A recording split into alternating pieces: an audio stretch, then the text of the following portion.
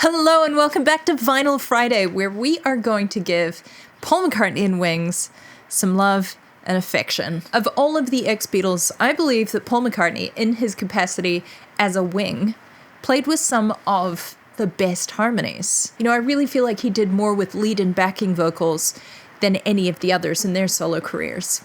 Now, I initially made this list based on which harmonies sounded best in the recordings, but the correspondents went away and recorded all of them and came back to me arguing about my initial choices. So here they are, in order of what sounded best on the recording and what was most fun to sing. Paul McCartney and Wings' 10 best harmonies. We'll start at number 10. In 10th place, this track is a quirky little thing, and I especially love how the verse and the chorus feel like they're juxtaposed from totally different songs. Most of this song is solo vocals.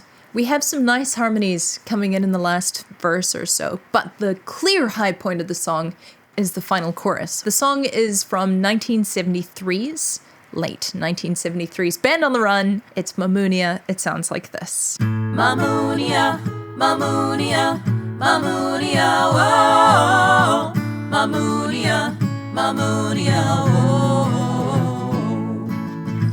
Mamunia, Mamunia, Mamunia, whoa. Mamunia, Mamunia, whoa. Song number 9 was recorded about another 3 years down the track, so we're now in 1976. Now, I hope I'm not giving too much away this early in the video, but I believe that Paul McCartney and Wings' best harmony work took place largely between 1975 and 1978. This song, while it does fit within that time frame, is cheating a little bit, I will admit. It's not so much vocal harmonies as stacked counter melodies. But I'm hoping you'll forgive me this discretion,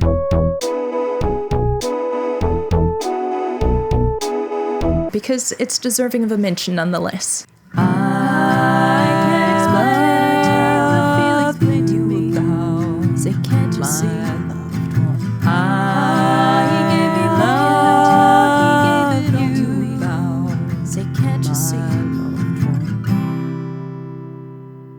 With song number 8, we're back to Band on the Run.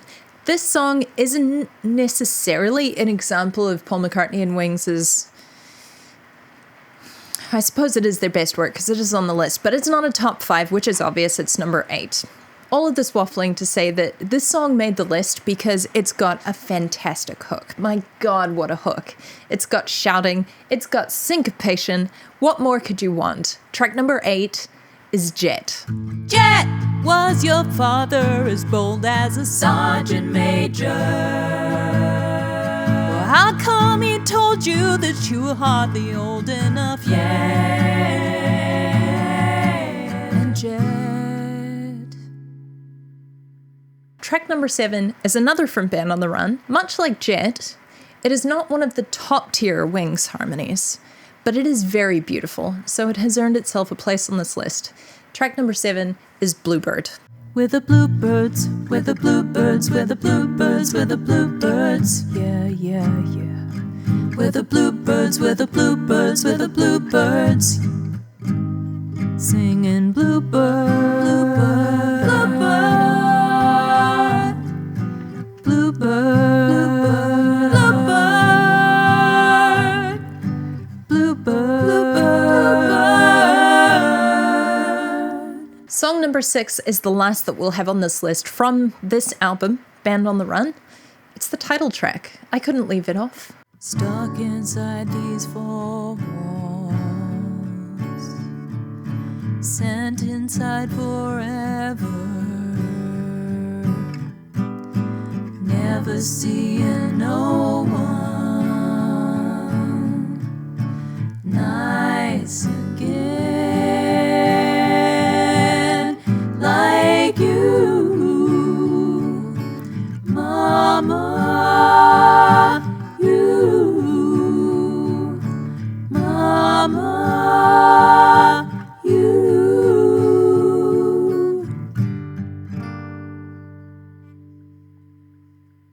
There are two things I especially love about these harmonies, these band on the run harmonies in this first section of the song.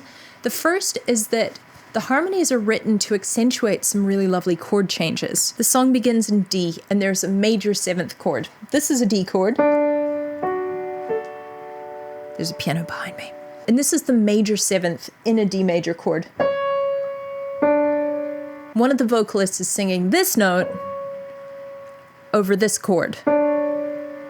Never seeing no one. It's a bold choice because it's a little bit dissonant. It's a little bit beyond what you might expect as a listener. If you're a musical elitist, please don't take the time to comment about how it absolutely would have occurred to you because, we're trying to be accessible in our love of music, right? Right. And that is why this is the Band on the Run song that has made it highest up the list. Another example of the chords being highlighted by these vocals is that during this section of the song, the chords alternate between Ds Stuck inside these 4 walls. And Gs. Sent inside forever. For the first half, it's D major, G major. Nice again. And then it swaps to D major, G minor. Mama. And the harmonies follow that change, which further highlights this really gorgeous shift in the tone of this part of the song. Isn't that wonderful? Lucky us.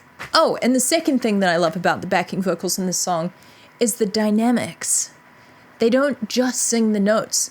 They sing them quietly. They crescendo upwards. There's just so much detail in the performance of the vocals here. The correspondents have done their very best to replicate this for you.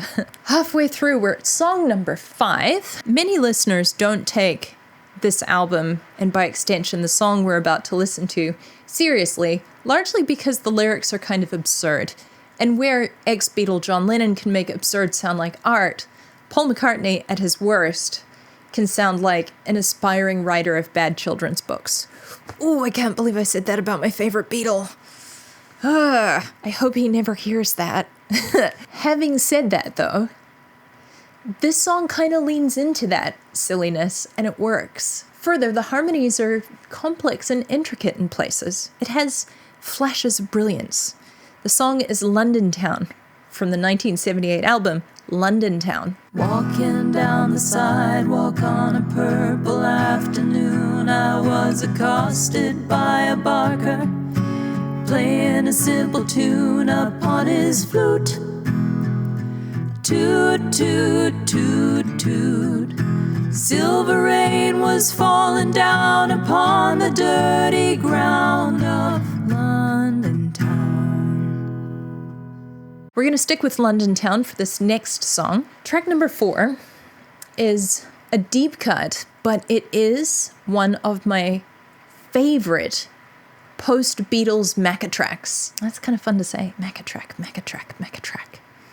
I recommend you try it. It begins sweet and earnest. It builds to an epic finish, and that finish is helped along by a massive wall of backing vocals. The song is Don't Let It Bring You Down. Don't go down. Don't get out of town. Get to know how it goes. How it goes. When the price you have to pay is high, don't let it bring you down. Final 3. Number 3 is a song that is taken from Venus and Mars from 1975. 1975. I'm always annoyed when this song is written off as easy listening because it has some of the most sophisticated chords of the Wings discography and some of the most uplifting harmonies by Paul McCartney in his capacity as an ex-Beatle. There, I said it. We need to give this song its due.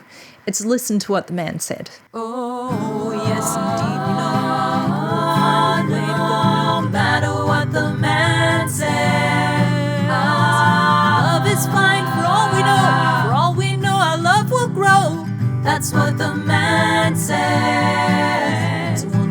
chorus knew what the man said.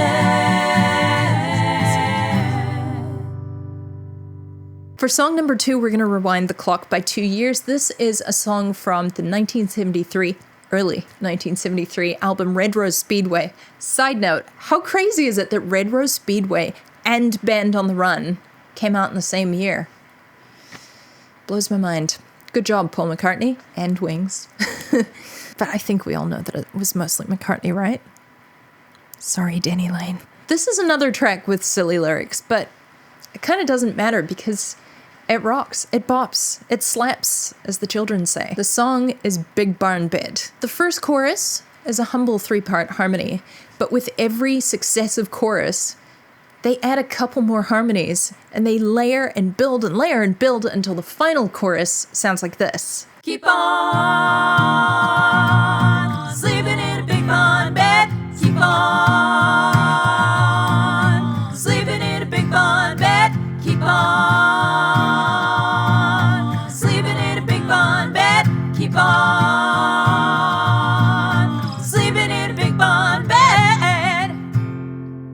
Finally, our number 1 song is a selection from Venus and Mars. Much like the first song on this list, so I guess the 10th song on this list, this track feels like the marriage of 2 totally disparate songs. And it is possibly one of the weirdest songs in an already fairly eclectic discography. But its magnificent chorus layers 3-part harmonies, exotic counter melodies, baritone interjections. We don't really have a baritone in the correspondence, but again, she did her best. The song is Spirits of Ancient Egypt. Sounds like this. The spirits of ancient Egypt, echoes of sunken Spain. Spirits of ancient Egypt, hung on the phone, hung on the phone, hung on the phone again. And that's it from us. If you enjoyed this video or you would like to support any of the weird things we do, including but not limited to this cover of the entire Abbey Road medley. We spent most of last year working on it, so I'm gonna keep mentioning it at the end of the video for a little while, I think. I'll leave a link in the description to my Buy Me a Coffee page where you are most welcome to make a donation if you wish, but no pressure, my friends. Thank you so, so kindly to everybody who has made a donation or signed up as a member or bought a postcard. I really appreciate you. If you're curious about what any of my original music sounds like, there will be a link in the description to that as well. Otherwise, thanks for hanging out with us. I'll see you here next week. Have a great weekend.